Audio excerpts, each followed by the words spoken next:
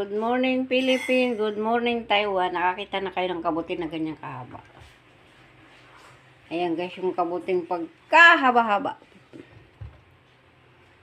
Ngayon ay Sunday guys.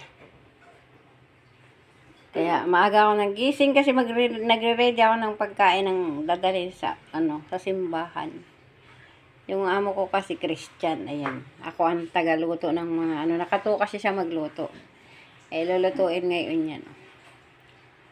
Malalaking kabuti, tapos sitaw. Hihiwain ko yung maliliit guys, sa sitaw na yan. Ayan. Hihiwain ko yan. Ang healthy food. At dahil habang ako'y nagtatrabaho, agang-aga pagkagising ko, ay nagkakape na rin ako. Nilagyan ko ng gatas guys. Tapos may Skyflix. Parang feel ko lang maglagay ng gatas. Kaya forget muna yung black coffee.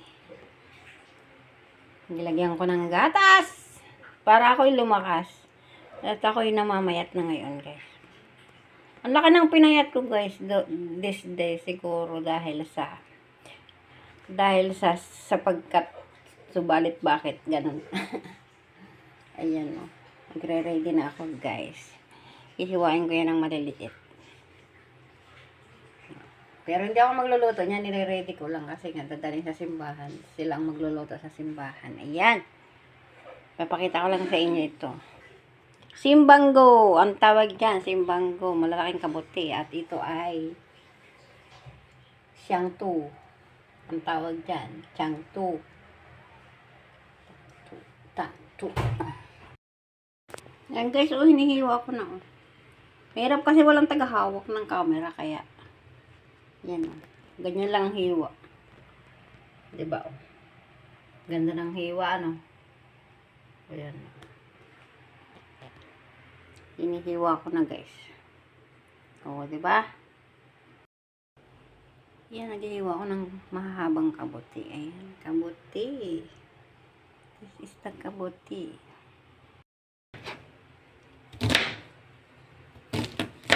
Ayan, hinihiwa ko na. Ganyan lang paghihiwa guys.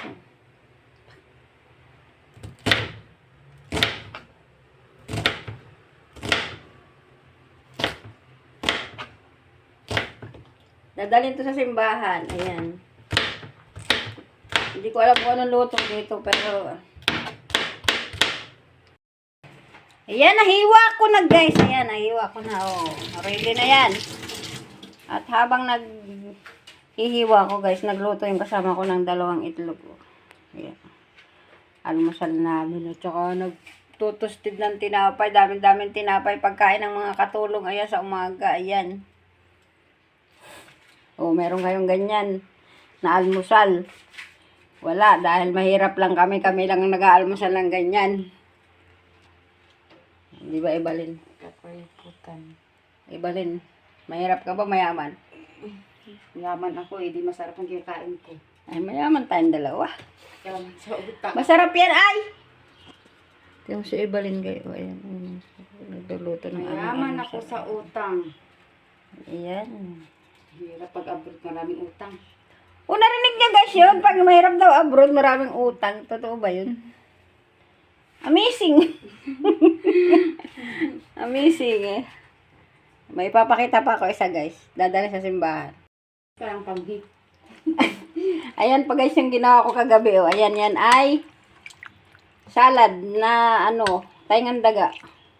Kakainin na yan guys ng ganyan lang. Salad yan. Alam mo yung taingan daga sa Pilipinas. Ayan oh. Taingan daga. Taingan daga talaga yan guys. Ayan. Sarap yan. Nanguya-nguya kasi Ibalin. Rinig ang nguya ni Ibalin. Crunchy.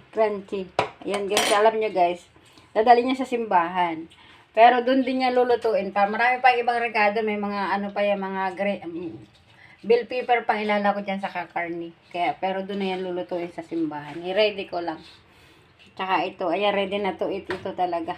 O, ayan. For today video guys, yan lang ngayon ipakita ko sa inyo.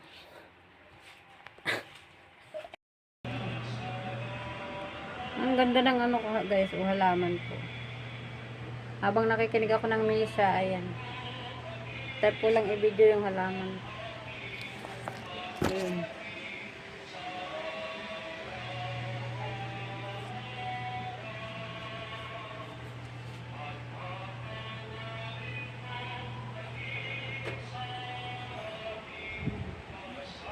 Kilala nyo guys itong halaman na to. Gamot yan.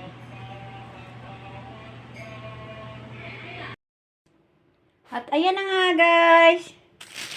Tapos na akong mag-prepare ng ng mga dadalhin sa simbahan. Pero bago nag-prepare ng dadalhin sa simbahan, ang amo ko ay pinamalingki ko. Namalingki siya. Tapos nagpabili na din ako ng aking mga pagkain. Ayan guys, alam niyo kung magkano yan? Saging na yan. 50 NT dollar lang yan. Yung lahat ng yan. Sobrang dami. Tapos ito, 5 piso ang isa. Alam niyo kung ano yan? Sobrang tamis na yan guys. Kasi matagal nang naputi yan. Ayan. Yung lukban na maliliit. Alam niyo yan kung ano yan guys? Yan ang lukban na maliliit dito sa Taiwan. Ay sobrang tamis. As in, tamis na tamis talaga guys. O diba? Yung daming-daming yan magkano lang yan? 50 NT dollar lang lahat ng yan. Naku, grabe ano. Kasi 5 piso ang isa. Ang mura-mura. Yan na nga guys. Pinakita ko lang sa inyo kung paano ang kaganda ng pagtira dito sa Taiwan. Lahat ay mura, minsan ay mahal. Pero mostly marami ang mura dito. Okay. Blessed Sunday everyone. I love you all.